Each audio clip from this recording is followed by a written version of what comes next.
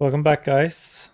I'm truly grateful for the response so far. 30 viewers. It sounds ridiculous, but none of them are my mom. As a new channel, I haven't done any marketing, I haven't shared my links, I haven't done anything. It's all organic through YouTube. I hope you found my first installment interesting, and I would love to hear from you. Please leave a comment if you like. To refresh your memory, last week we kicked off the journey by investing our first $100 into Monero. As privacy is essential in an online economy, I started my portfolio with a privacy cornerstone. Looking at the past week, we saw a slight dip in our portfolio value. This is entirely normal. Crypto markets are inherently volatile, however, in the current market, there isn't in fact much volatility. From the fees when we purchased Monero and Monero being down slightly, we now have a portfolio value of $93.90. But remember, this journey isn't about short-term gains, but long-term learning and growth. Today we're going to expand our investing $100 a week portfolio with a true juggernaut of the industry. A foundation of decentralized finance and one of the biggest blockchains. Let's have a look at some news for our portfolio. Since our last update, there have been some articles and discussion blowing up regarding Mordinals. Similar to Bitcoin ordinals, but the Monero network, and it's done by filling out the TX_extra field. This might seem like a promising expansion of Monero's blockchain's use cases, bringing hype, appeal, and hopefully some normies into the ecosystem. However, it brings with it privacy concerns. If I understand it correctly, TX_extra transactions can be seen as dud or useless transactions in ring signatures. And it's easier to track down the correct real transactions the more TX_transactions there are. This could potentially lead to the loss of privacy. Here you can see some of the ordinals that have been minted. It's not really my thing, but it is sort of cool that it's possible. While I don't care so much about Mordinals itself, I do acknowledge that they could pave way for future innovations. However, it's difficult to justify potential benefits of unanticipated use cases, and it's probably more fit for a different blockchain. Justin Ehrenhofer from Cake Wallet has shared his thoughts on the topic. I really like his take, and I especially like this part. Security, privacy, and fungibility is paramount for a currency designed to emulate cash. I've noticed many people advocating for the removal of the TX_extra field or reducing the max transaction size to make them unfeasible.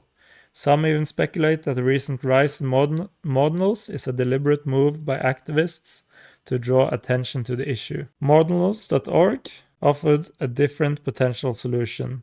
They want to exclude the transactions from the decoy transactions in the ring signatures, which could help maintain full fungibility and anonymity for standard transactions. I'm indifferent about the current state of Mordinals. I don't hold a strong opinion on what should be done. Nevertheless, the discussion is fascinating, and I will certainly keep an eye on the updates in the space. Down in the description, I will link to the Twitter threads, as well as a video from Mental Outlaw on the topic. Before going into today's spotlight, let's have a brief overview of the market. We're up slightly on the 7-day. It's been quite a good week and quite calm markets. However, there are some outliers like Render, Synthetics, and Litecoin. Also, Lido Finance is doing quite well. And the new Solana killer, Ethereum killer, Sui is still having a bad day. They've been really struggling since the launch. And Pepe is, in my opinion, finally getting beat down a bit. The global charts is more or less flat. There isn't that much hype and there's not that much volume recently, which is quite normal for a bit of a bear market. Some other news I want to go through. Ledger released their Ledger Recover service and caused some uproar on Twitter. The service offers an alternative method to recover funds securely, provided you trust Ledger security. One of the many appeals of hardware wallets is the offline-only use, but it comes with its own challenges, such as responsibility of storing your own private keys securely. Ledger decided to offer a security to remedy this, and the internet and competitors is up in arms. And you can see them competitors offering offline storage. They're offering discounts. The marketing is all out. I really like the idea of having an old Game Boy as an offline wallet. It's quite fun, but I probably wouldn't use it myself. There has also been some more significant concerns, like the possibilities of authorities to gaining access to the encrypted private keys, which is something I do sympathize with. Personally, I do believe the issue is blown out of proportion. Ledger Recovery is an optional subscription service. If it suits your needs, great. If not, don't use it. At the end of the day, it's all about finding a solution that works for you. And for some, Ledger Recovery might be a good fit. If not, well, who cares? Let it be. There was also a huge exploit of the Tornado Cash governance. Perpetrators managed to take control of the governance platform, and via malicious proposal, they granted themselves control over 400,000 tokens. I'm hugely disappointed in the challenges that Tornado Cash have faced. They seem to encounter new issues semi-regularly. As of now, it's unclear what the practical implications of this attack is. As some crypto Twitter speculation is that it could be the end of Tornado Cash. Although as far as I can see, the protocol itself should still work, but the governance and incentive structure is broken. As we move forward, I will keep a close eye on the unfolding situation. It would be a great loss if we were to lose such an impactful tool for our privacy. Now, let's turn to this week's star in our investing $100 a week portfolio. It's a heavyweight of the industry, a pillar of decentralized finance. It is, of course, Ethereum. It's founded in 2013 by Vitalik. Development was crowdfunded in 2014, and the network went live 30th of July 2015.